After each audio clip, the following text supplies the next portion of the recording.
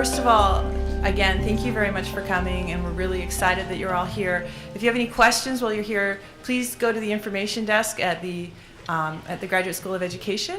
And also, one of the things we've done this year is set up on the 4th floor a graduate student meeting point. So if you're looking for a quiet place to work, it's actually a really quiet, there's only 2 classrooms up there.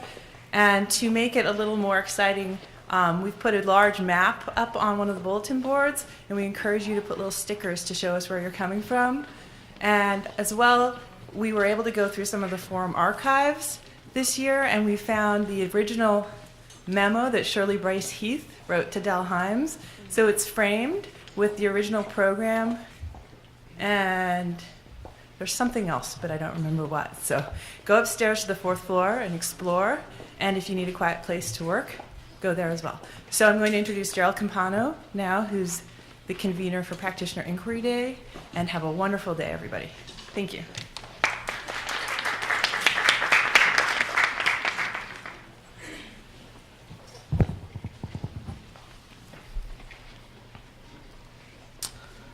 Are either Kathy or Stanton here? Kathy's on her way. Well, I want to thank both Kathy and Stanton Wortham for their leadership in the Ethnography Forum.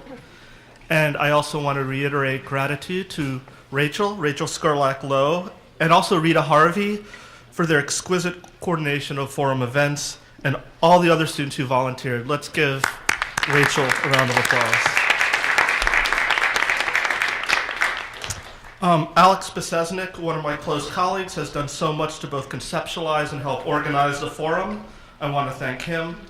And I would also like to take this time to give special thanks to reading, writing, and literacy student, doctoral student Erin Whitney, who coordinated the events for Practitioner Inquiry Day specifically.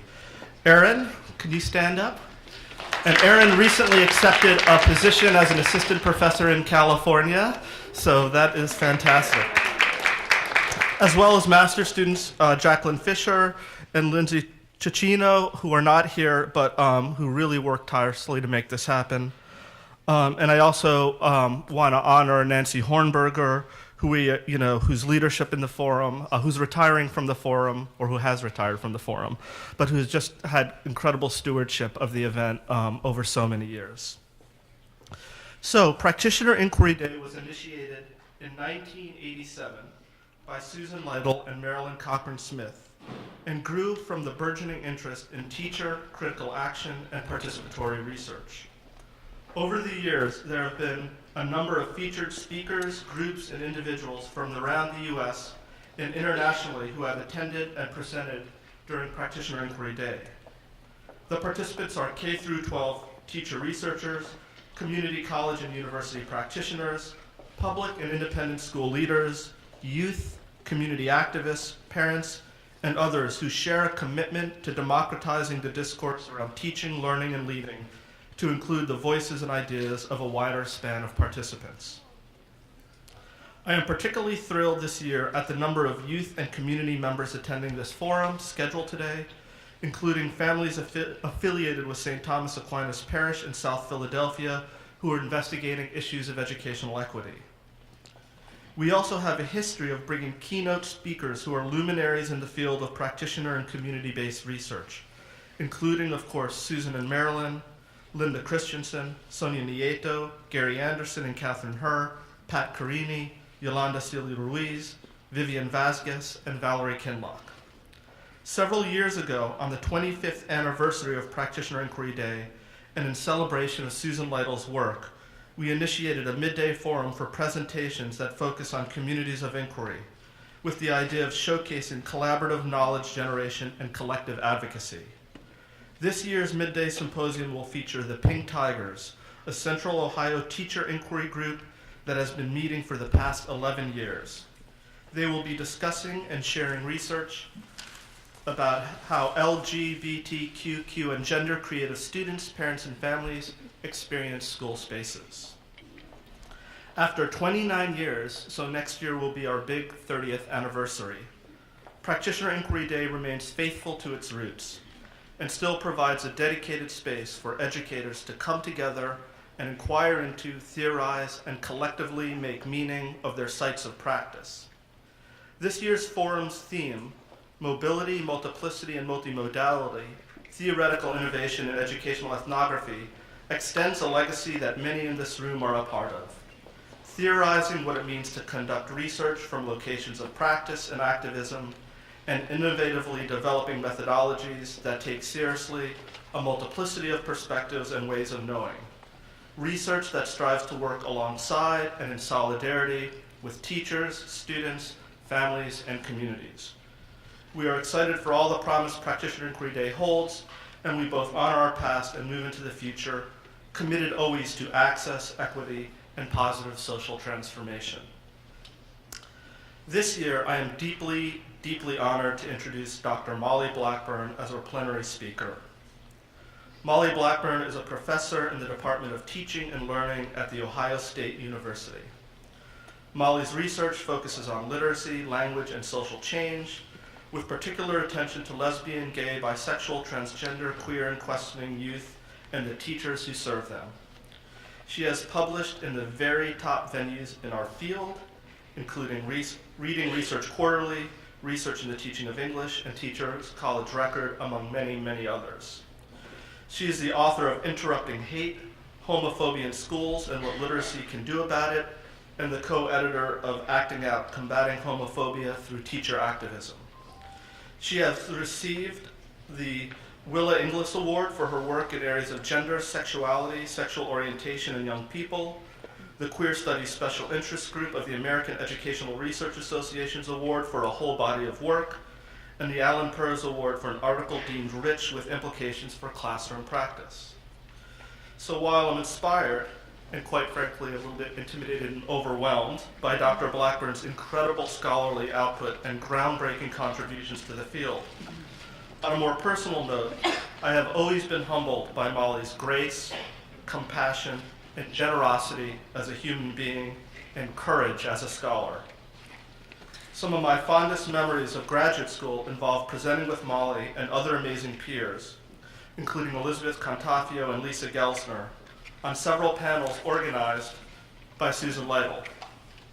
I learned so much from my peers, and from Mollie, I remember, Mollie, how you drew from the theoretical innovations of Judith Butler to make sense of the actual lives and learning of youth and their literacy practices, both in and out of school contexts. Mollie was not perpetuating an esoteric academic discourse, but making it come alive and relevant and vital to on-the-ground teaching and grassroots efforts. Mollie was also a powerful example of an academic blending robust scholarly and activist orientations, but in a manner that neither compromised the rigor of the research or the power of its social critique. Now, 17 years later, my peers and the relationships I forged in spaces like Practitioner Inquiry Day at the Forum continue to shape my thinking and the decisions I make about where to channel my energies. It is my hope that everyone here is able to forge lasting professional connections and create a meaningful and nourishing intellectual community that will sustain you as researchers, educators, and advocates for students, families, and teachers. And 17 years later from when we were doctoral students, Dr. Blackburn continues to do amazing research in the service of equity and transformation, research, as will soon become clear, that is as cogent and urgent as ever. Please join me in giving Dr. Blackburn a warm welcome.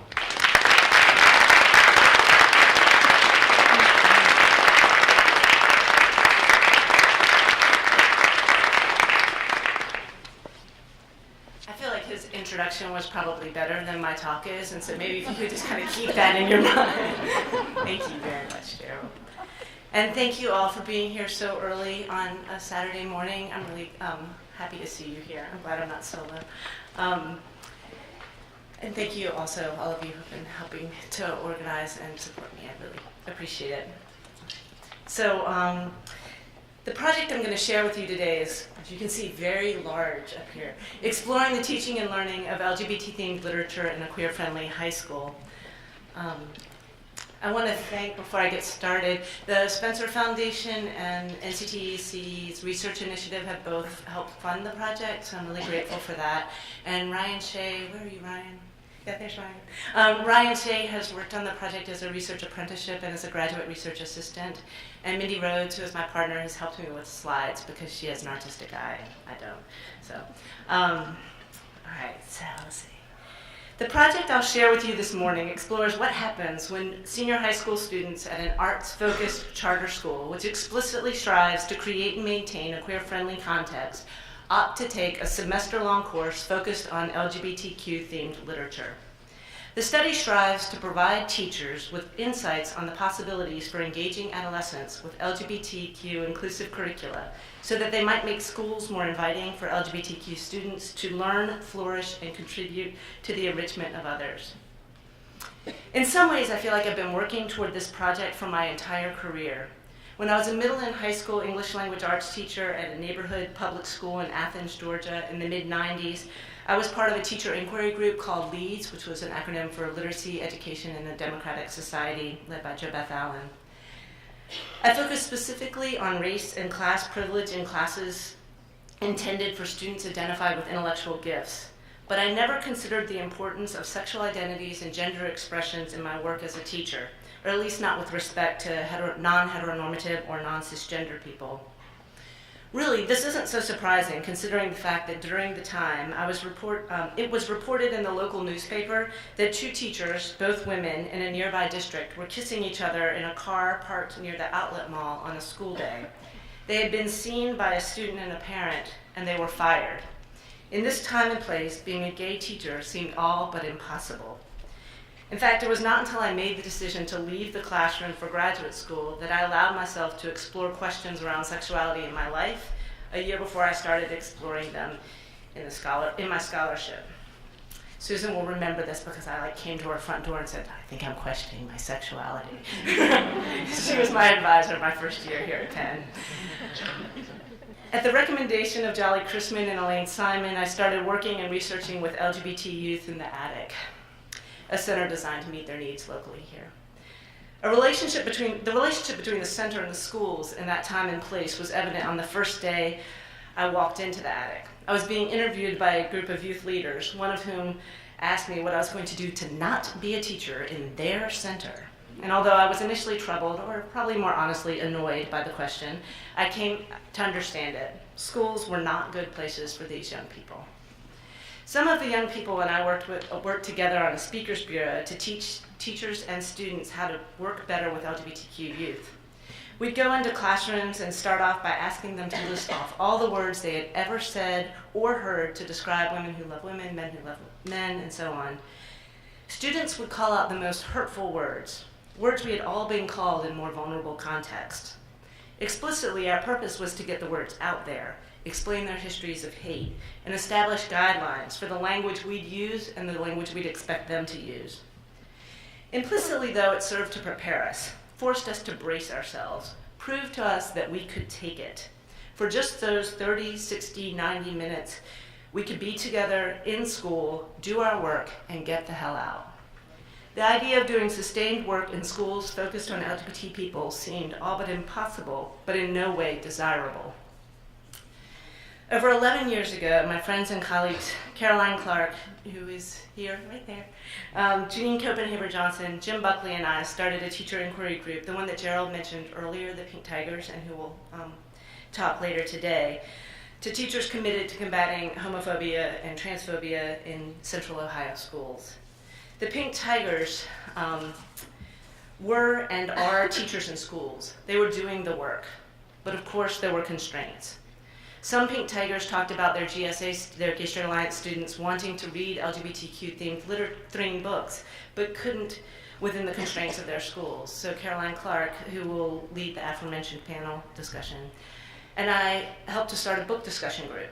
Caroline had money to buy books, and some of the Pink Tigers would bring some of their students to the local LGBTQ youth center where I volunteered, and we would select, read, and discuss LGBT-themed literature. One evening during a book discussion group meeting, a parent came to the center. He was furious that his daughter's gay teacher had brought his daughter to this gay place to learn about being gay. He and his friend banged on the front door and screamed in the intercom while we snuck out the back door. We got away from the center without him noticing, and he left eventually. But the next day, he withdrew his daughter from the school. We weren't in schools, but we were complementing the efforts of schools, and the material consequences of our work at school was stark. Years later, Ryan Shea, who I introduced earlier, who will also be a part of that panel.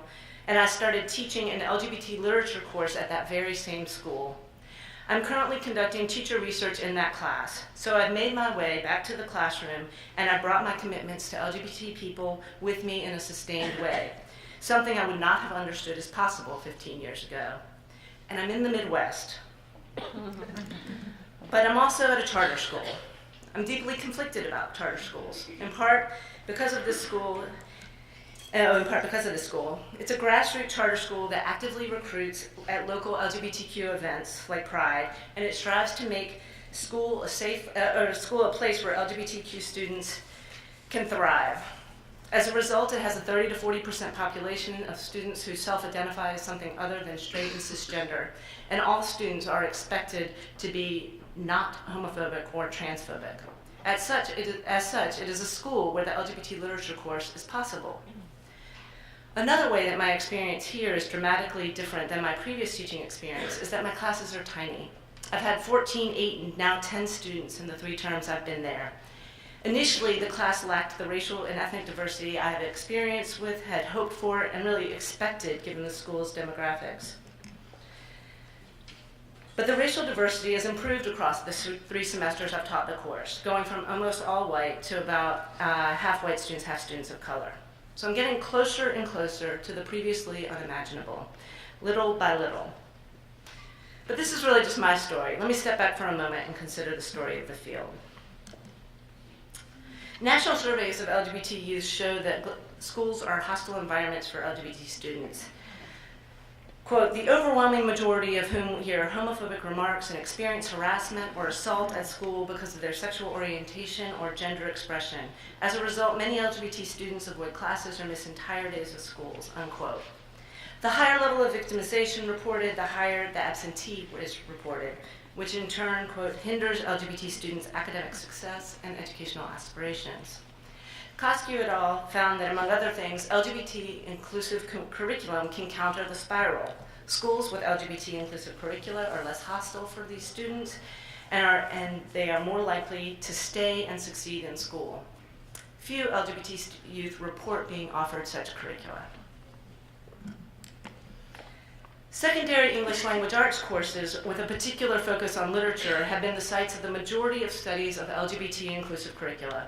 Reviews of these studies and others in middle and elementary school classrooms show that they were conducted in heterosexist, if not, give me a second. Those are the reviews. I apologize. I thought I was clicking and not. Okay, now we're in elementary and middle. Thank you. Elementary show that they were conducted in heterosexist, if not homophobic context. In turn, students in them were positioned as straight and often homophobic. While some studies have engaged LGBTQ adolescents and young adults with LGBTQ-themed literature in queer-friendly contexts, and a few have explored the selection, reading, and discussion of LGBT-themed literature with LGBT and ally in queer-friendly contexts, none of these were classrooms or schools. In classrooms and school context, among students assumed to be straight or homophobic, LGBT-themed literature was engaged in isolated classrooms with singular lessons or units. Adults chose texts for didactic purposes to expose them to issues pertinent to LGBTQ people.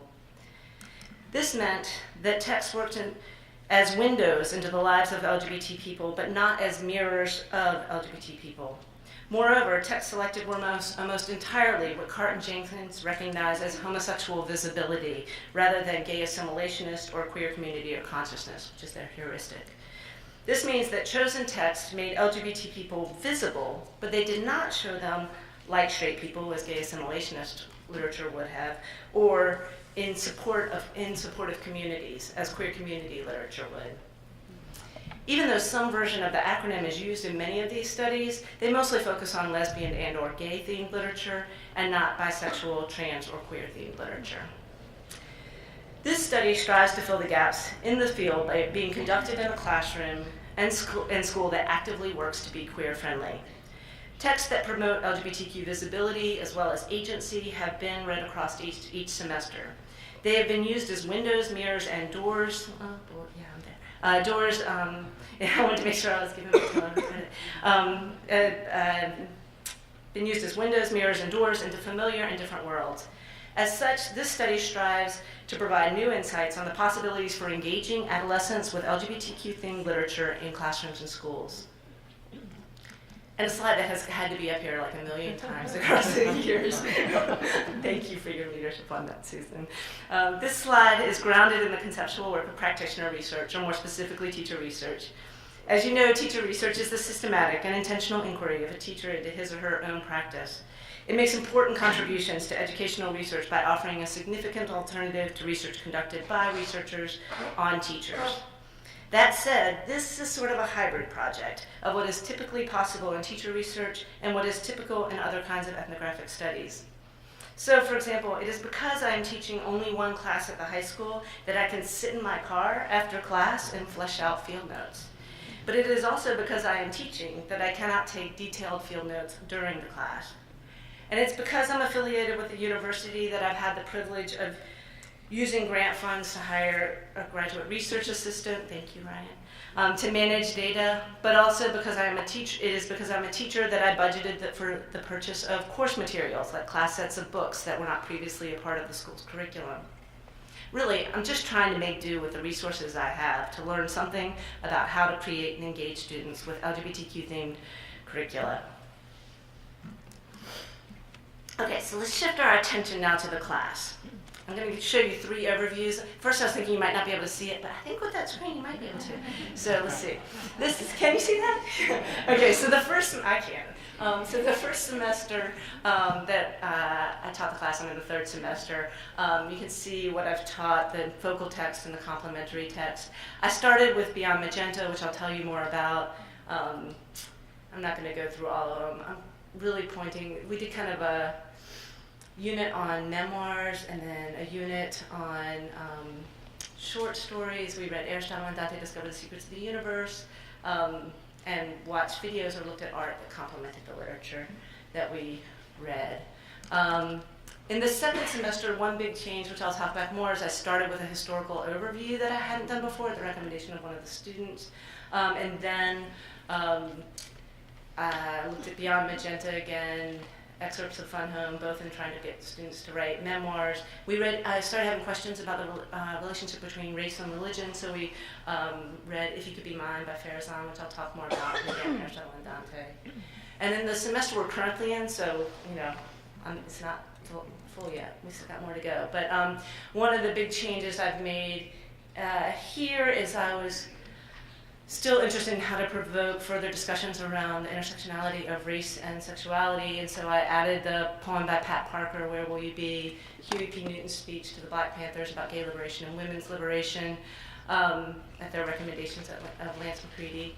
And right now, what we just did on Thursday, that's where we are, Ring of Keys and Telephone Wire from Fun Home, so that's fresh. Okay. So over the course of the project, I've become particularly interested in how dynamics around sexuality, race and/or ethnicity, and religion are influencing our class, and the ways we engage in conversations about violence and sex, among other topics. But I'm going to talk about those 2 today. So, the first of these LGBT lit classes, the one Ryan and I taught together, was, as I mentioned, almost entirely white. There was one student who identified as biracial, white, and Asian. Even before the first day, I could see the photographs of the students enrolled in my class. I wondered why, considering the racial and ethnic diversity of the school. My first analytic memo was entitled Whiteness, in which I noted how when students selected chapters to present from Beyond Magenta, they eagerly selected the ones featuring white and Asian people, and ultimately I assigned the chapters focused on Latina and African American people. Interestingly, the stories ultimately assigned in the first term were the first selected this term, so I'm still wondering about that, since it was not long ago. Okay. In both cases, though, nobody talked about these preferences, even when I noted them. In fact, in the first class, I worried because I couldn't seem to foster a context in which they would talk about race at all. We read text representing characters of color by authors of color, but when I pushed the topic, they shut down. The lack of discussion of race was, of course, all about race, all about unexamined whiteness, where some white people not only don't know how to talk about race, but don't even notice the omission. Still, I worried that by opening up a discussion on LGBT people, I was shutting down one on race. So in the next term, last fall, I explicitly focused on how together we engaged in conversations about sexuality, race and/or ethnicity, and religion. Sometimes in isolation from, and other times in relation to one another. Sometimes in ways that focused on characters in the literature we read together, and sometimes on ourselves. I'll start near the end of the semester. We were reading and discussing and writing about Aristotle and Dante discovered the secrets of the universe, a story about two Mexican-American boys coming to know their place in the world and in relation to each other in El Paso in the mid to late 80s. We just finished reading the 5th of 6 sections of the novel, and they were sharing their journal entries in response to this journal prompt. Carter, who was an African-American pansexual young woman, asserted that the character's ethnicity did not matter. I said that I understood that they didn't matter to her, claimed that it does matter to them, and asked the students why. We offered a variety of reasons. I suggested it was related to socioeconomic class, saying that in the setting of this novel, being Mexican meant being working class, so as someone in a middle-class family, Dante didn't fit in. Carter pointed out that being named after an Italian philosopher didn't help. Virginia wondered whether Dante's limited Spanish-speaking competency had something to do with Dante not feeling Mexican enough. I supported her claim and added that even in his mainstream, localized Latino cultural identity was limited, as evidenced by his not knowing the meanings of certain nicknames. Eventually, Virginia, who is a biracial, cisgender, straight young woman, brought up the intersection of sexuality and cultural identities. She says, so we're talking a lot about, or at least I did, Dante. So I was wondering, if we learn that Dante likes boys? Yes, good point. So I was wondering, does that play into, being Mexican? Is there, a stereotype, Mexicans aren't gay or something? That's exactly right. So machismo, it's the idea that men are men, right? And so that that means desiring women. It means being tough. It means being stoic, keeping your emotions hidden. And so that machismo thing is absolutely a part of some Mexican cultures. I'm not trying to stereotype Mexican cultures by saying that it is a value. Being macho? Yeah, it matters. Didn't Dante question that? They were talking about what they wanted to eat, and he's like, oh, I want to get menudo. And he was like, yeah, well, I guess you're a real Mexican. And he's like, a real Mexican likes to kiss boys? And Ari's like, I don't think that's an American invention. And she was like, right, I forgot about that. Please know that I am not and was not saying that Mexican culture is inherently machista. Rather, that machismo emerged as a theme in the text that the students dynamically explored.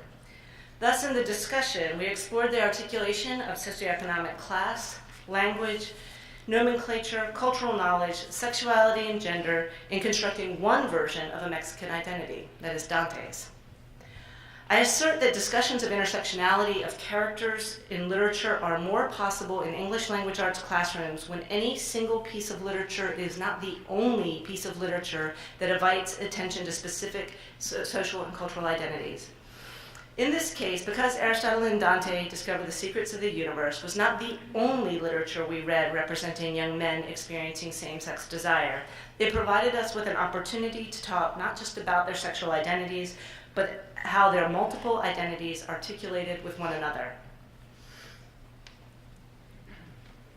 In an effort to move from reflecting on characters to reflecting on ourselves, I shared a story that was like Dante's in terms of feeling on the outside of a marginalized group with which I identified, but unlike Dante's in that it was focused on sexuality rather than ethnicity.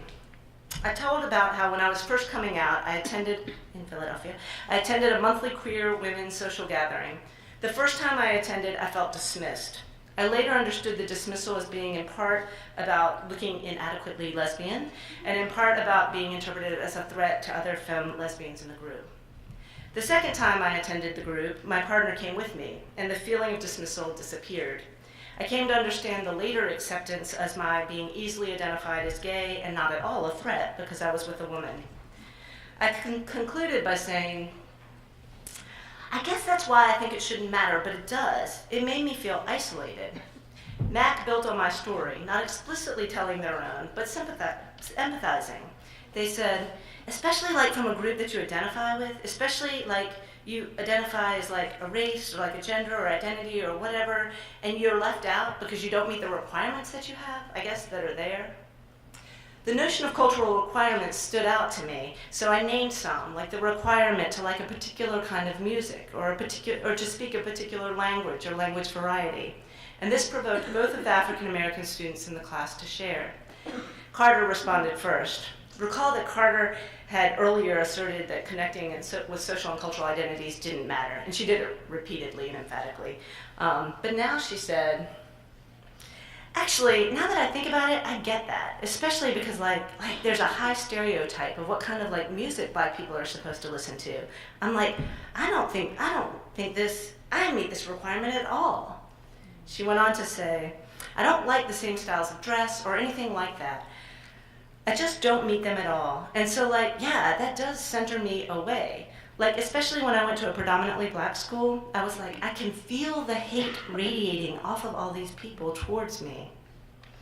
Her account here is intense, using terms like hate radiating and these people. In other words, this is a story of consequence, and she references music and dress, but not sexuality. Similarly, Vic, an African-American, quote, mostly gay young woman, focused on the importance of language but not sexuality. She said, I don't speak the same. I don't know the slang terms. I didn't curse, like, at all. You can definitely feel left out. You definitely, it's harder to make friends. And, like, I just got this, like, all the time. Whenever I would just hear, are you even Black? Like, you're such a white person. Even when I recently asked her about whether her sexuality might have played a role in her isolation in middle school, because I knew that her first relationship with another girl was in middle school, she just shook her head and said, no, I don't think so. It was just the language. Carter, Vic, and I shared stories about not fitting in with marginalized social and cultural groups with which we identified and characterized them as experiences that mattered to us. For Carter and Vic, these groups were defined in racial terms, and for me in terms of sexuality, which is perhaps not surprising given my racial privilege. But none of us spoke about sexuality and race. Let me be clear, I am not saying that sexuality necessarily had anything to do with Carter or Vic's isolation at their previous schools, and I am certainly not saying that that must have been so because the schools were predominantly African American. What I am saying is that being anything other than straight and cisgender in many middle schools across the United States, as documented by GLSEN, can be isolating. This region is no exception. I would argue, however, that race played a significant role in the story I shared, but I failed to name and examine that intersectionality in the context of this class discussion, a failure that is tied to my racial privilege. In doing so, I missed an opportunity to model a reflection grounded in understandings of intersectionality. As a teacher, I understand it as my responsibility to extend invitations to talk about the articulation of intersecting identities. Accepting these invitations is an opportunity for all students, but an obligation for none of them, and certainly not for those who embody marginalized identities. That said, discussions of intersectionality and even of race are only possible when there are students and teachers who are ready and willing to talk about these topics. Thus, engaging in nuanced conversation is even more challenging when focusing on ourselves rather than characters. So let's rewind a couple of months. We had just started reading Farazan's If You Could Be Mine. So it's a lesbian love story set in Tehran that includes a gay community and a trans support group. Students had written in their journals about characters with which they most identified, and they were sharing their writing. After several people shared, Vic said she identified with both the narrator, who is Sahar, and her love interest, who is Nazarene, both of whom are Muslim. First, Vic talked about identifying with Sahar. Okay, so you need to know that Sahar imagined her relationship with Nazarene as something very much like a marriage. That's like where she saw it going. Whereas Nazarene imagined the exact same relationship as one that may or may not continue alongside a traditional marriage with a man of her parents' choosing. Vic explained why she identified with Sahar. She said, okay, because like I dated someone who came from like a Muslim type of community. So it was very hard. It was like, they didn't see us dating as kind of past high school. So like that was hard for me because I was because I was saying, oh my God, I'm so in love. And then, It's important to note that Vic uses someone and the singular they to reference her love interest. In doing so, she conceals the person's gender. It's an interesting move, one that I understand more about the habit of concealing rather than an effort to conceal in this particular context, since she had already early and often come out as gay in the class. Moreover, in the context of this story, that her love interest was a girl shifts quickly from implicit to explicit, as you'll see in the next little bit, when she references the same person using she. I see this in the transcript, but in the conversation, I misunderstood.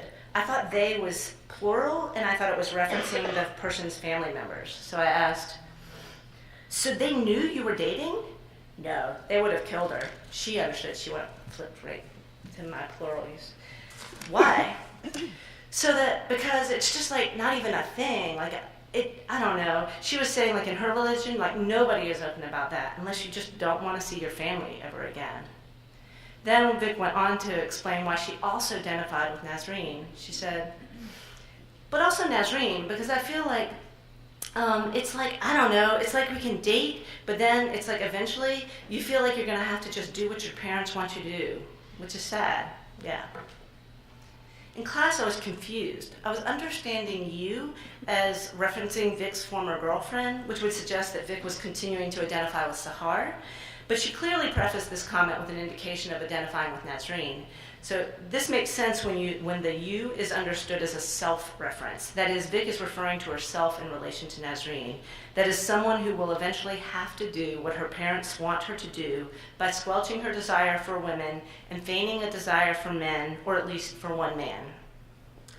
Thus, in class, Vic spoke about the intersections of sexuality, religion, and culture, both in reference to characters in the book and herself. This is the kind of talk I was hoping to foster.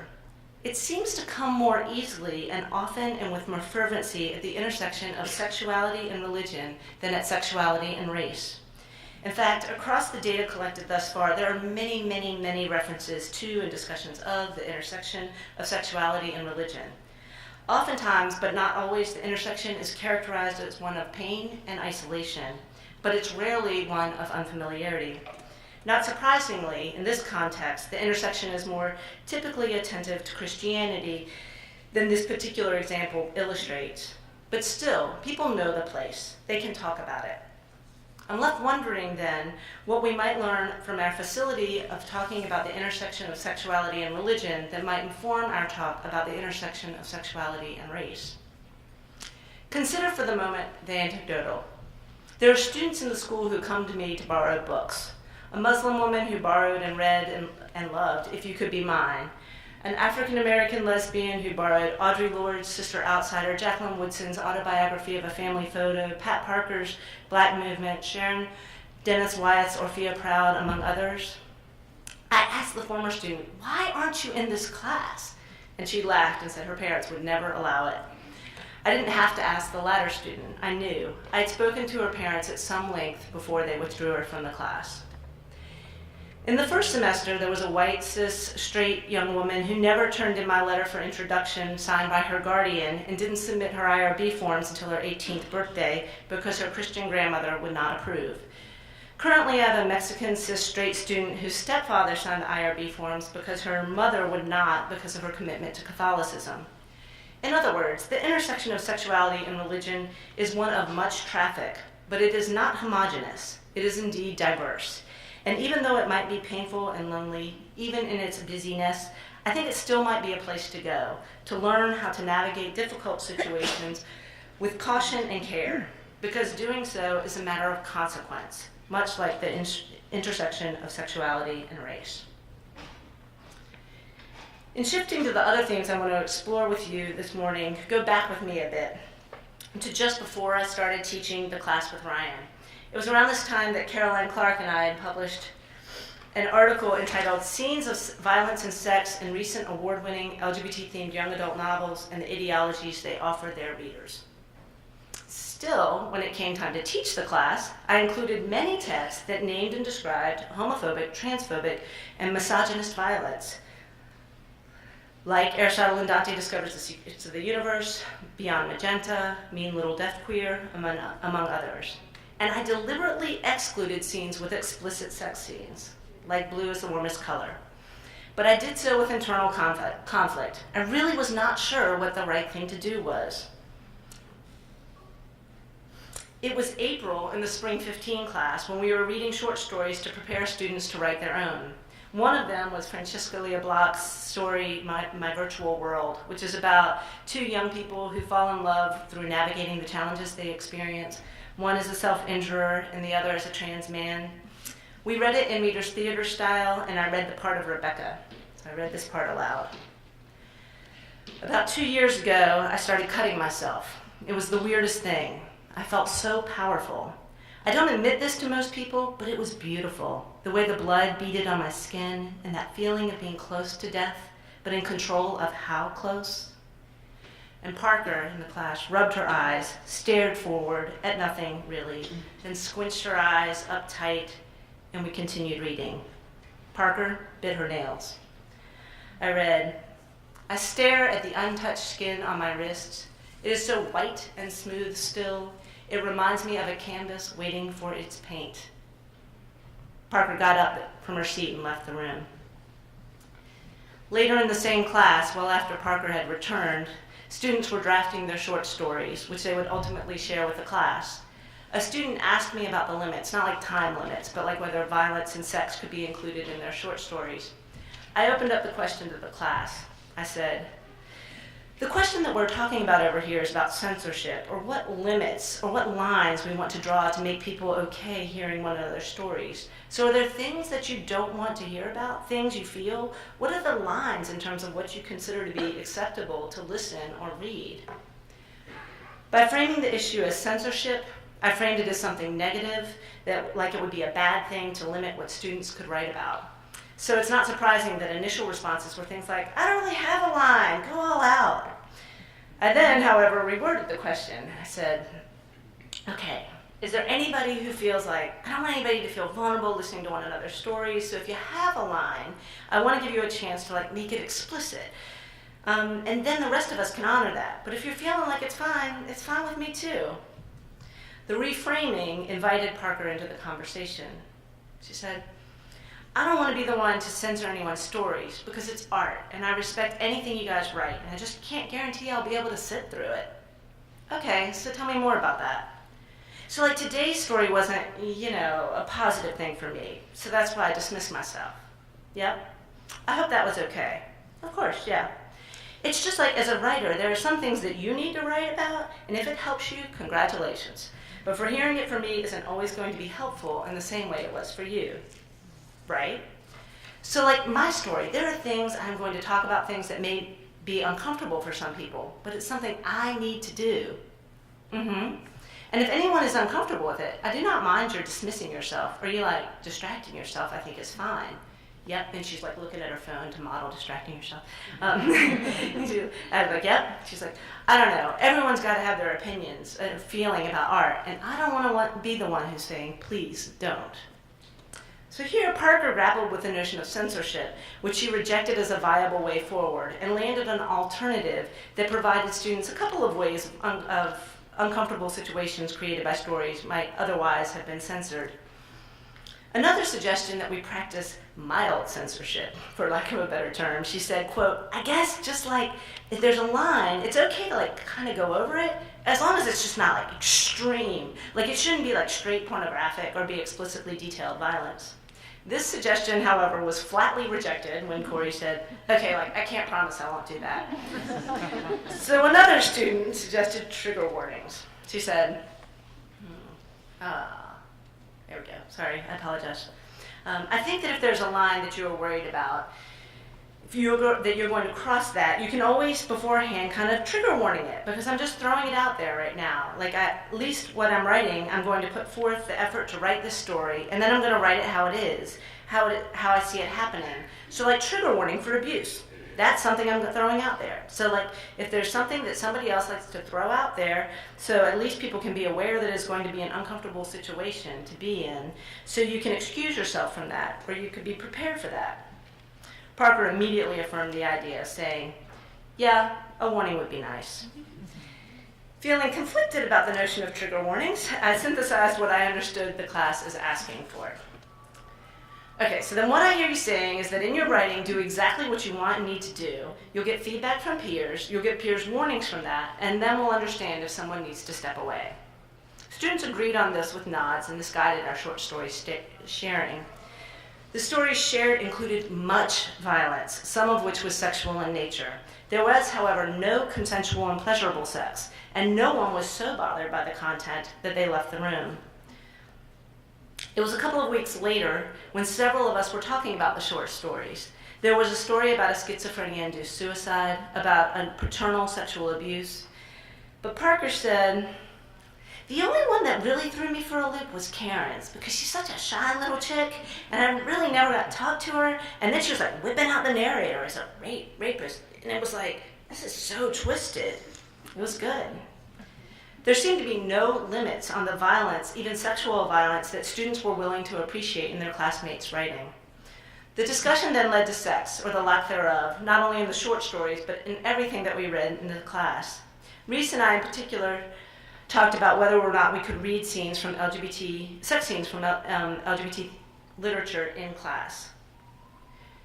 Personally, in my view is a lot of like relationships and like stuff is all about sex, and you just have to be not be like, or like I'm reading a porno or something. I read Blue is the Warmest Color. I'm like, there was a lot. Yeah, no, I looked at that book for this class. I decided not to read it.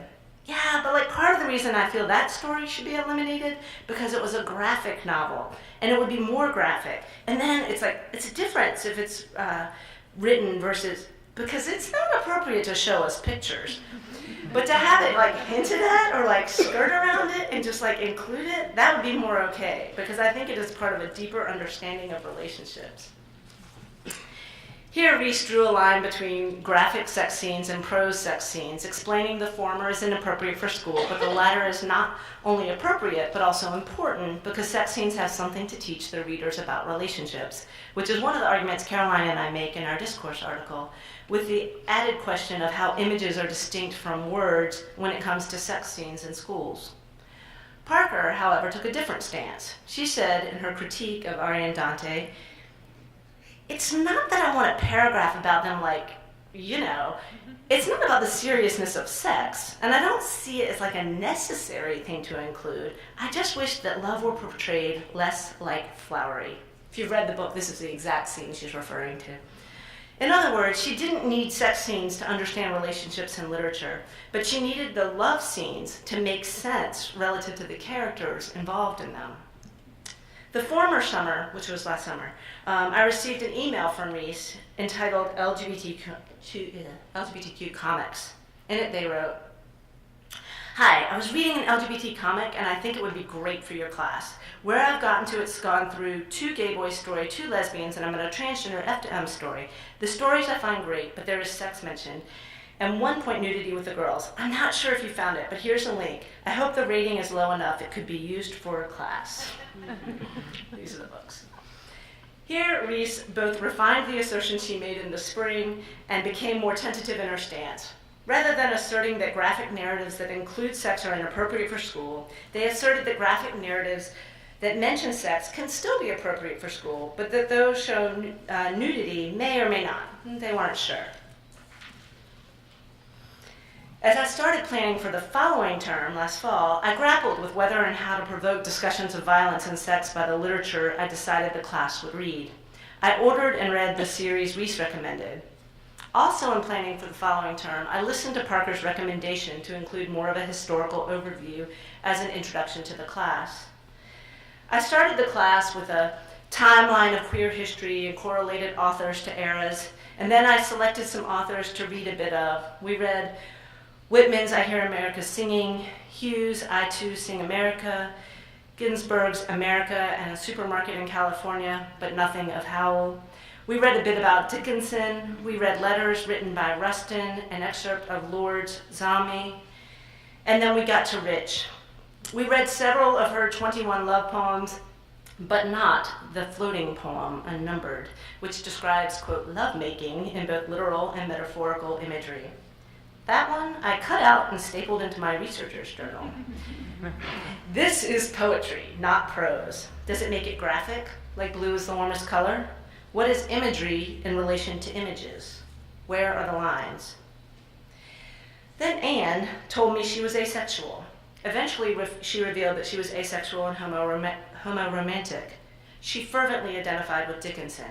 She told me she was put off by the sexual innuendos in Ginsberg's poetry, and I was relieved we didn't read Hell. We watched some of Out of the Past, and I assigned everyone to look up one thing that they wanted to know more about that was mentioned in the film. There was a line in the film in which a person being interviewed says that his gay daughter, something to the effect of like, I'm just so glad she found someone, there's nothing worse than being alone. And I felt protective of Anne. I looked up information on the relationship between LGBTQ communities and people who identify as asexual.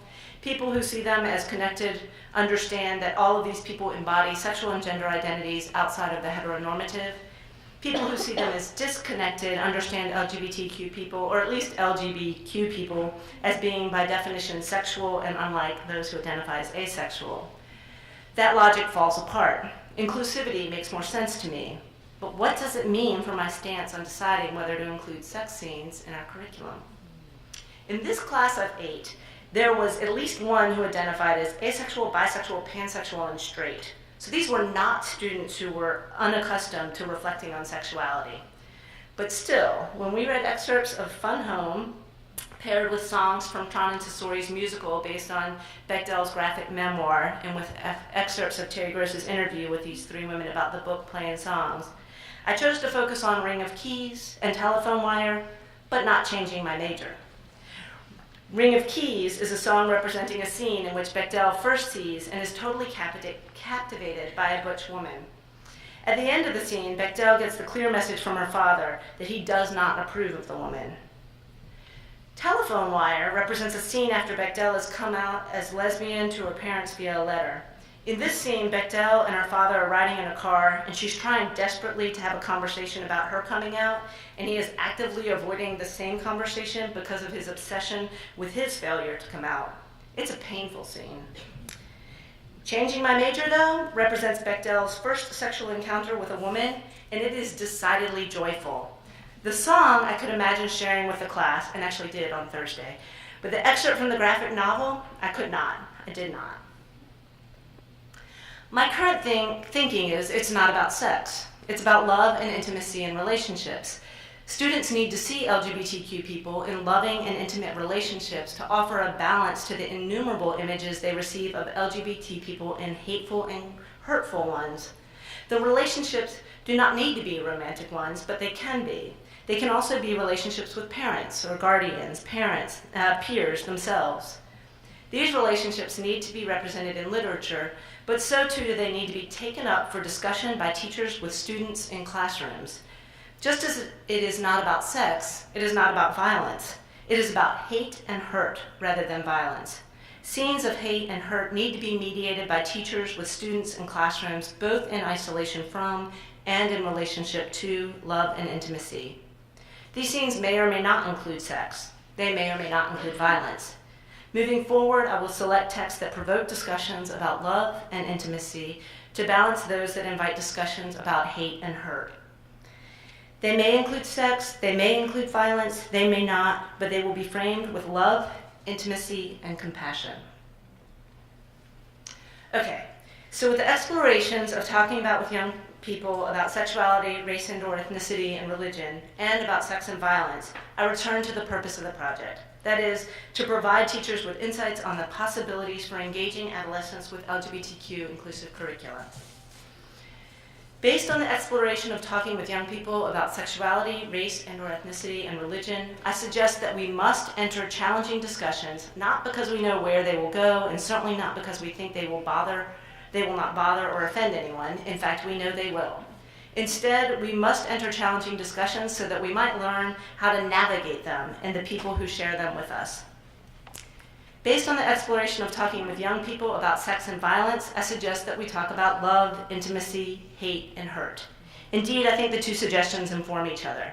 That is to say, I am advocating for entering challenging discussions, whether or not we initiate them, but as teachers, we will facilitate them, and we enter them seeking opportunities to talk about love, intimacy, hate, and hurt. And not just talk about the love and intimacy between queer people, or the hate and hurt imposed upon queer people, but also how we might better love one another and ourselves, how we might alleviate and eliminate the harm we do to one another and ourselves. We must bring confidence and courage to the conversation, but also vulnerability and compassion. We must bring them, hoping our students will do the same, knowing some will, some won't. We must bring them, enough to share so that students might leave the same conversation with a bit more than they had coming in.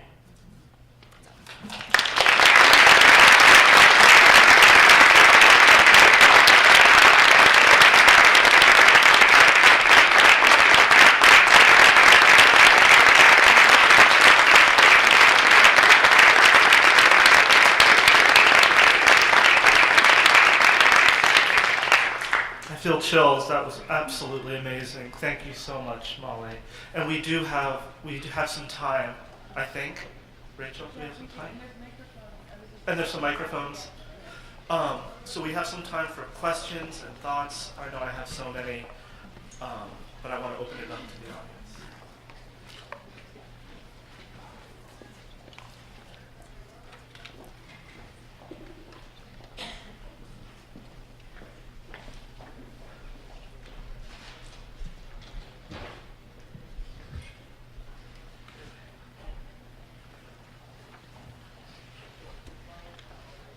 Mollie, thank you for your talk. I just have a question about that last implication that you were talking about, or actually both of them. What are your plans? What are you thinking in terms of what you'll do next in terms of intersectionality and love and hate? Well, I can tell you that this semester we have engaged in more conversations around intersectionality. I think last semester I was really working hard on and Ryan's heard so much of this because he's been working on the project, but where I'm really trying to talk about connection and disconnection and probably a little over the top because I'm just practicing with it, where I'm noticing these are what do you notice about these relationships? What do you know about these relationships? Which ones seem like relationships you want to be in? So talking more about that kind of thing. This semester, I think, in part because of the racial diversity of the class, but also by starting off with the readings that were more explicitly talking about intersectionality, and I'm thinking in particular the Newton piece and the Parker piece, that they have just taken it up, so that they are just talking more about intersectionality. But I'm worried about it slipping away, so it started off, and so we've been writing memoirs now, and they'll write their own memoir this week, so we'll see how they take it up or not. But I'm eager to get back to literature that is provoking discussion around intersectionality more, because I feel like it's slipping away a little bit in the conversation. So I guess what I'm saying is that it feels like it's constantly evolving, and that I'm just kind of keep trying to talk about kind of love. When I say the last part, I'm reminding myself, okay, don't drop the love ball, or don't drop, just to make sure that I keep doing it, because I think that's what feels promising to me right now. But I'm practicing it every day, and some days are just boring and not productive and and then some days I'm this is terrifying. Other days I'm okay, we're doing it, and so. I guess I'm looking for small successes at this moment. Does that answer your question, even with not much clarity? Yeah, it does. A follow-up would be, are there questions that you ask either of the students writing or in class that you found to be productive in provoking intersectionality as a way of thinking? That's so I think the questions, no, it's a great question. I'm enjoying reflecting on that. I'm not thinking of specific questions, but in the context of conversations, asking follow-up questions, but also telling stories, but not keeping the floor too long. So needing to make myself vulnerable. So this is a context in which we are sharing stories that are difficult, right? So I'll share one of those too. But when I do that, make sure that I am not just taking up my identities of marginalization, but also my identities of privilege, and just trying to get better at that, better at my own sharing, but then also asking follow-up questions. So sometimes people will say things almost under their breath, and it's not real, and being wait, did you just say that your grandma was at the Civil Rights March? Tell me more about that. They pick it up on the thread. So rather than having this is a question that provokes this kind of discussion, just like the listening for the moments in which we can pull it out of one another, I think. Thank you. Sorry. If you find the question, though, I still want to know it. So.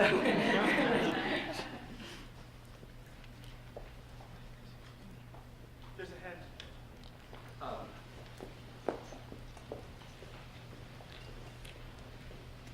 Thank you so much for your talk. I had maybe 3 questions. I wanted to know a little bit more about your thinking about trigger warnings. You alluded to it briefly, and I wanted to know if you could make transparent your thinking about Sure. Trigger warnings in a high school context. I think that a lot needs to be said about that. And then I also wanted to ask about if you bring any kind of theoretical texts into the high school classroom, especially if you're talking about stories that, for example, the novel about the Iranian couple. Yeah, I'm with you. If you would bring like Najma Badi's work about gender in Iran, or because I think that we need to attend to that that cross-cultural example with that much more attention, because we risk fouling it up if we don't, if we're not relativist enough. Yeah. Okay, so I'm gonna try to do both. I heard 2 questions, so if I missed the third one, make sure you follow up with me. But the first one was about trigger warnings, and I should tell you that I am no expert on trigger warnings, so I can just tell you like my kind of gut feeling on that. And my thinking on it is that I think that they can be really useful and important for some people in some contexts, so I don't want to dismiss that. I do think that they can be kind of overused, so that anything that makes anybody uncomfortable or feel threatened, in Fetch's kind of notion of threatened, that can say I should have a trigger warning for that. And I don't want that. Like, I want us to be uncomfortable. And I'm also worried, so I'm worried it gets taken up a little bit like bullying does, where it becomes like this just like overarching, like means everything, and like everyone's anti-bullying, everyone, like I'm worried about it being misused, I guess. I also think that reading about difficult things is one way to understand your reactions to those things better, whether those reactions are grounded in great intimacy or not, even in confusion and unfamiliarity. And I worry about disrupting that. I worry about taking that experience away from people. But like I said, I mean, I get it. There are some things that will send people into a tailspin, and they're not going to be able to function that day. So I'm not saying that they are never appropriate. I'm just worried about them. Does that? Okay. And then the second question was about, theory in the classroom. So I am struggling. So early in the first semester, we read Beyond Magenta, and the students were going to and did write a review of that book for the Journal of LGBT Youth. And so I brought in copies of a bunch of reviews that I thought, like I had listened to them, I had figured out what their interests were, I had found LGBT, reviews of books that I thought would interest them that were published in this journal, and I distributed, and they didn't, I think they really loved reading the titles, and I think they really loved that it was picked out for them, I like horror, and this is about horror, I think. But the texts were not engaging to them. And later, so this semester, what were we reading? We were reading, it was in the Aristotle and Dante, and Ryan had brought me a chapter that was kind of about being on the DL and in different communities and what culture had to do with it. And I gave it to them, and they just, it was like it's like they fell asleep on the spot, and so, and I was really excited about this conversation, as Ryan can attest to. And so, yes, I think that's really important work to do. I am not sure I am a competent enough teacher yet to know how to facilitate those discussions. Not because I don't think they're important, just because I got work to do. Mollie, I might interject right here with one thing that I noticed, which builds off this a little bit, but what really struck me about your presentation was just kind of the complexity of the teaching and the negotiation that was going on around what you characterize challenging conversations. But one of the things I was thinking about how every context should be thought of as challenging. So if you're kind of in a context that's dominated by whiteness and heteronormativity, like those contexts are challenging also, or should be thought of as challenging and complicated. So recently, I'm not sure if Grace Player is here, but she got me thinking about our own teaching and how, like even at the university level, or maybe especially at the university level, an academic text that we teach can be a form of microaggression, perhaps. And I think about like Terry McCarty's talk yesterday about like the vocabulary gap. You know, should there be a trigger warning if we give that research article out, for example, you know, in our class? So it's really, you know, I mean, I think this was such, you know, you make yourself vulnerable, but it's such a powerful example of the complexity of just practice and theorizing from practice and the types of negotiations that occur. Your comment on challenging discussions, you're absolutely right. And that actually that's very helpful. So thank you for that comment. In terms of the like making yourself vulnerable in practitioner inquiry, I am thinking our friend and colleague Dave Bloom shows a lot of videos of teachers in classrooms. And he always does this lovely preface of like, we're not here to decide whether this is a good teacher or a bad teacher, you know. But let me tell you, this teacher's this great. Like these are all the awards she's ever won, and this is like how it's. But you know, that's not our point here. And there's this part of me that wants to do that. Like there's this part of me that wants to tell you, our point here is not to evaluate whether I'm a good teacher. But you know, you can't do it when it's yourself. But that's I think one of the struggles with practitioner inquiry that distinguishes itself from other kinds of research in classrooms. Hi. Hey, nice to see you. Okay, I'm going to try to figure out how to kind of say this because there was a lot that I took from that. So I started recently kind of including young adult literature in my teaching, and so I started with novels, and now I'm moving to YA to work with graduate students and how they can have those conversations. And so I've been reading a lot, and so my partner recommended I read Aristotle and Dante. And so I'm in the process of finishing. I have 30 pages left, and I'm so... I'm sorry. Oh, no, you did. I was hoping. I was like, so no sorry. reveal.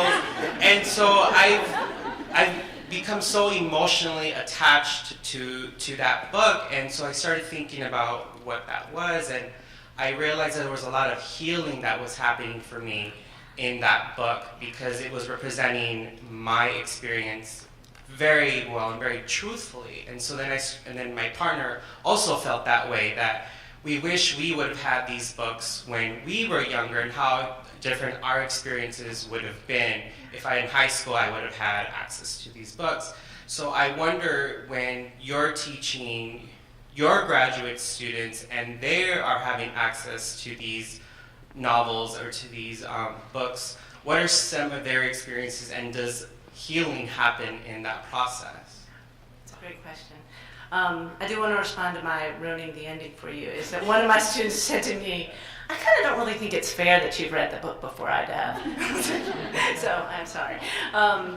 Then the question about healing response, like whether or not some students are, it's really interesting. So I interview the students at the beginning of the term and the end of the term, and a lot of times, like, students who are allies are just so grateful. Like they'll be like I knew I was like cool with trans folks, but I didn't get it until I read this story, you know. And so there's a certain, and that's not really healing. I'm going to get to the other part. I wanted to just make a nod to the fact that I think that it benefits all sorts of students in the class, and just being like, even in this context, they'll say, well, we never get any of this information. I had no idea who Bayard Rustin was, and I'm so glad you know. So I think that there are things that everyone's getting out of it. I do think it's unique for the kids who identify as non-cisgender or non-heteronormative in some ways.